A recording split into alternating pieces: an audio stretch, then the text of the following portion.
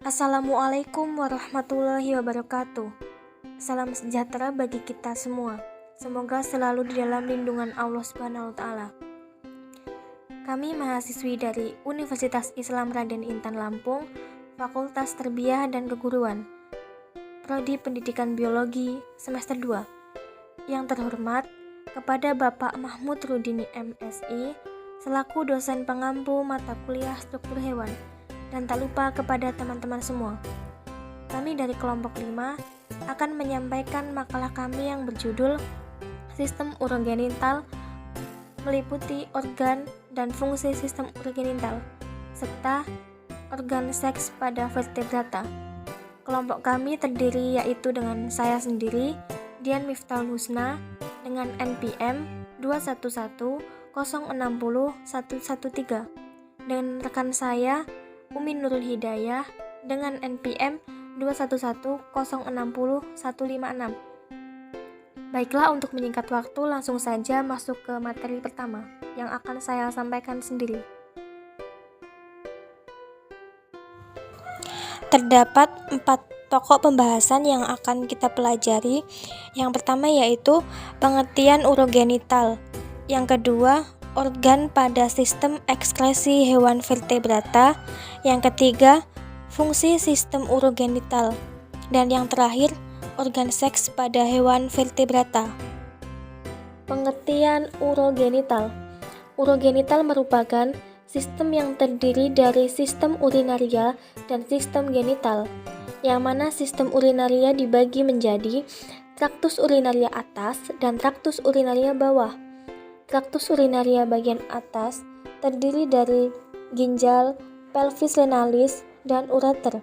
Sedangkan traktus urinaria bagian bawah terdiri dari vesika urinaria dan uretra. Sistem urogenital pada hewan vertebrata umumnya sama, tetapi karena tempat hidup, perkembangan anatomi, dan cara hidup yang berbeda.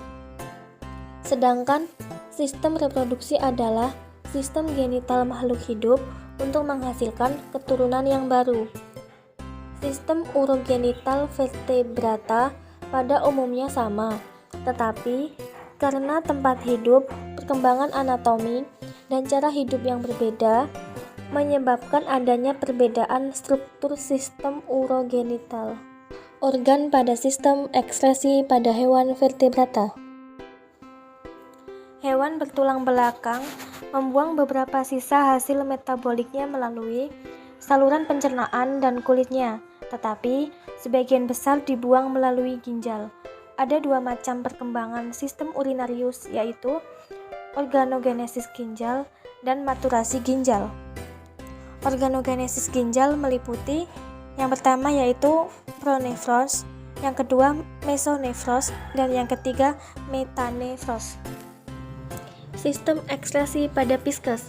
Ginjal pada ikan adalah sepasang ginjal sederhana yang disebut mesonefros. Setelah dewasa, mesonefros akan berkembang menjadi ginjal opistonefros.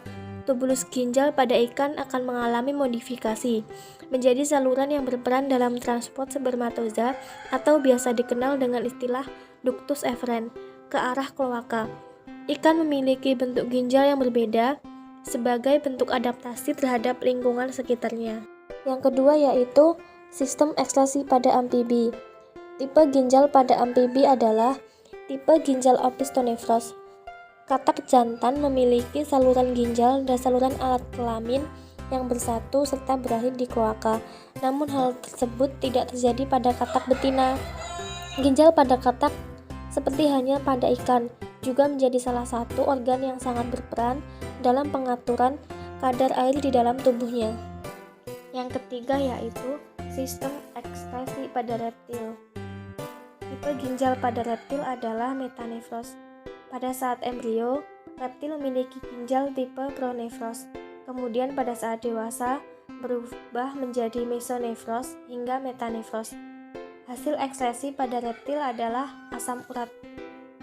Asam urat ini tidak terlalu toksik jika dibandingkan dengan amonia yang dihasilkan oleh mamalia. Asam urat dapat juga diekskresikan tanpa disertai air dalam volume yang besar.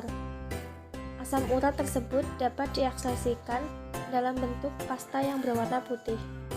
Yang keempat yaitu sistem ekskresi pada aves. Burung memiliki ginjal dengan tipe metanefros. Burung tidak memiliki kandung kemih, sehingga urin dan fesesnya bersatu dan keluar melalui lubang kloaka. Urin pada burung diekskresikan dalam bentuk asam urat. Metabolisme burung juga sangat cepat. Dengan demikian, sistem ekskresi juga harus memiliki dinamika yang sangat tinggi. Peningkatan efektivitas. Dan yang terakhir yaitu sistem ekskresi pada mamalia. Sistem ekskresi pada mamalia umumnya sama. Alat ekskresi pada mamalia adalah kulit, paru-paru, ginjal, dan hati. Kulit mengeluarkan keringat, ginjal mengeluarkan urin, dan hati mengeluarkan urea, serta paru-paru mengeluarkan karbon dioksida. Setiap mamalia pasti mengalami yang namanya pembuangan urin. Urin terjadi dalam 3 proses. Yang pertama adalah proses filtrasi atau penyaringan. Kemudian yang kedua yaitu reabsorpsi atau penyerapan kembali, dan yang ketiga yaitu augmentasi atau pengeluaran zat. Baik, itulah materi dari saya. Materi selanjutnya akan disampaikan oleh rekan saya yaitu Umi Nurul Hidayah. Kepada Umi Nurul Hidayah, saya persilakan. Baik, materi selanjutnya yaitu ada fungsi sistem urogenital.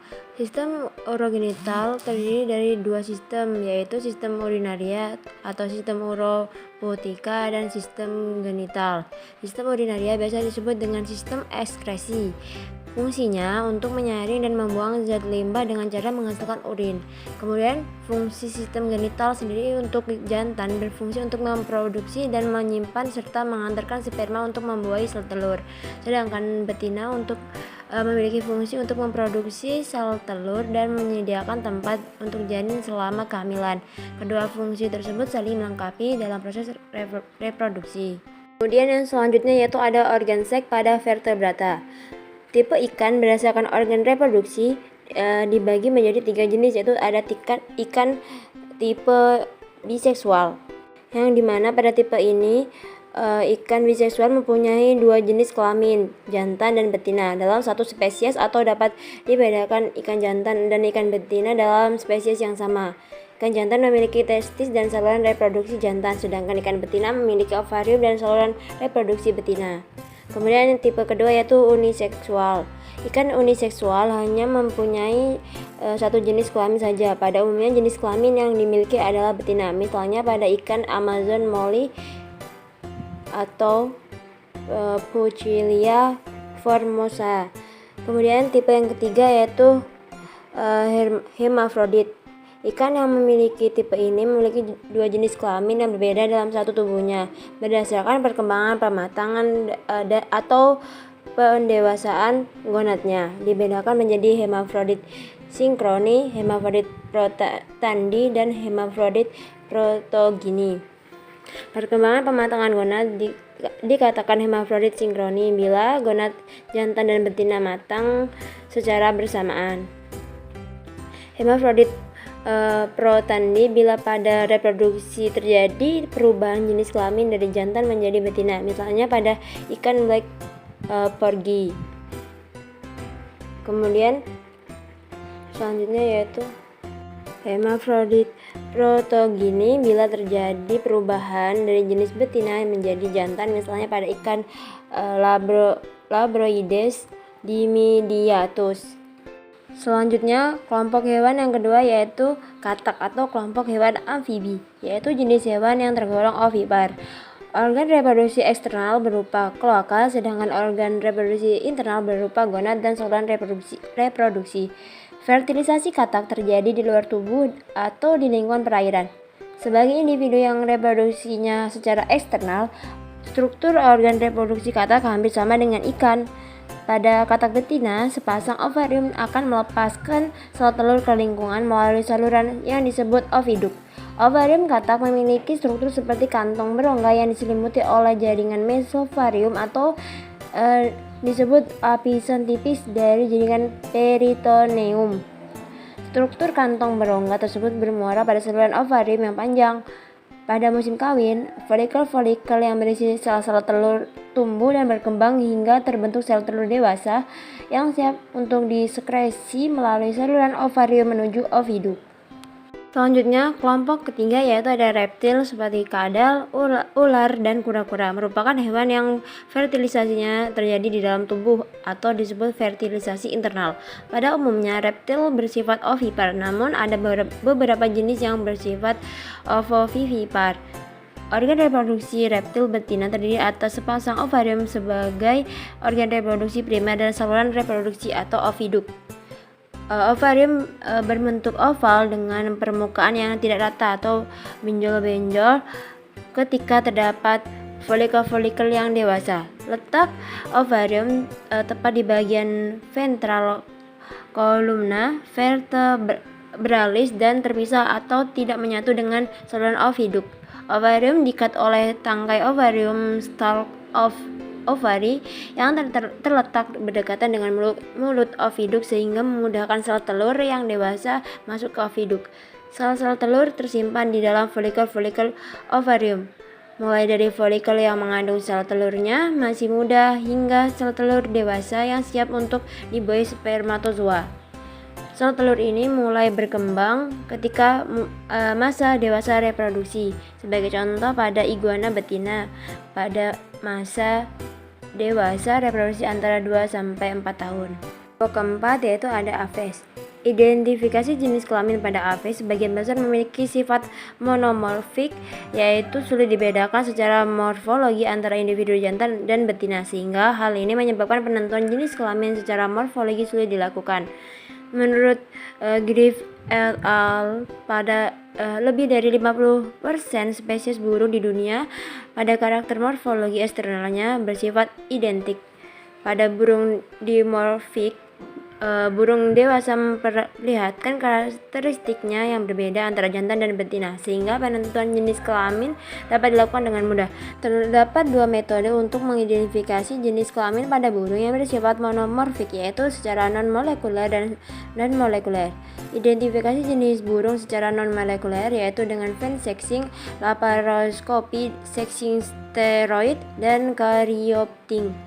Identifikasi jenis burung secara molekuler dapat dilakukan dengan metode polymerase chain reaction atau PCR dan low media isothermal amplification. Selanjutnya, kelompok terakhir dari vertebrata yaitu mamalia. Mamalia merupakan hewan vivipar kecuali platypus. Platypus merupakan hewan semi akuatik yang memiliki kaki berselaput dan paruh seperti bebek bertelur tetapi menyusui anaknya. Mamalia memiliki organ reproduksi yang lengkap baik eksternal dan internal, sehingga fertilisasi terjadi secara internal.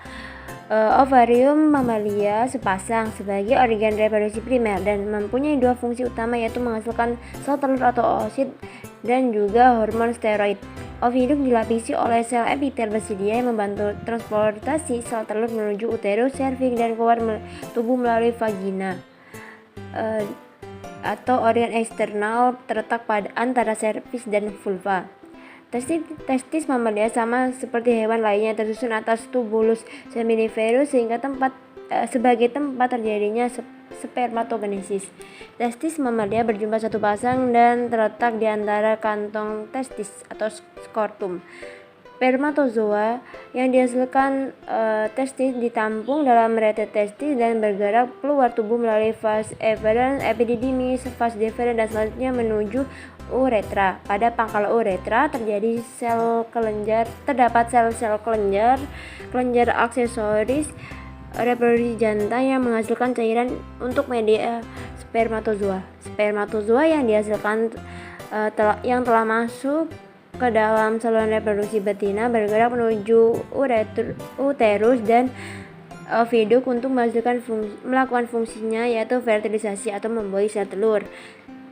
Sel telur yang dibuahi spermatozoa disalurkan oviduk, selanjutnya membentuk zigot yang selanjutnya bergerak menuju dan menempel pada dinding endometrium uterus. Zigot akan berkembang menjadi embrio dan fetus. Selama proses pertumbuhan dan perkembangan zigot menjadi fetus, zigot memperoleh makanan dan oksigen dari uterus induk melalui plasenta. Baik, demikianlah tadi pemaparan materi dari kelompok kami. Apabila ada kurang dan lebihnya, saya mohon maaf dan kepada Allah saya mohon ampun. Semoga materi dari kami dapat bermanfaat bagi kita semua. Saya akhiri, wassalamualaikum warahmatullahi wabarakatuh.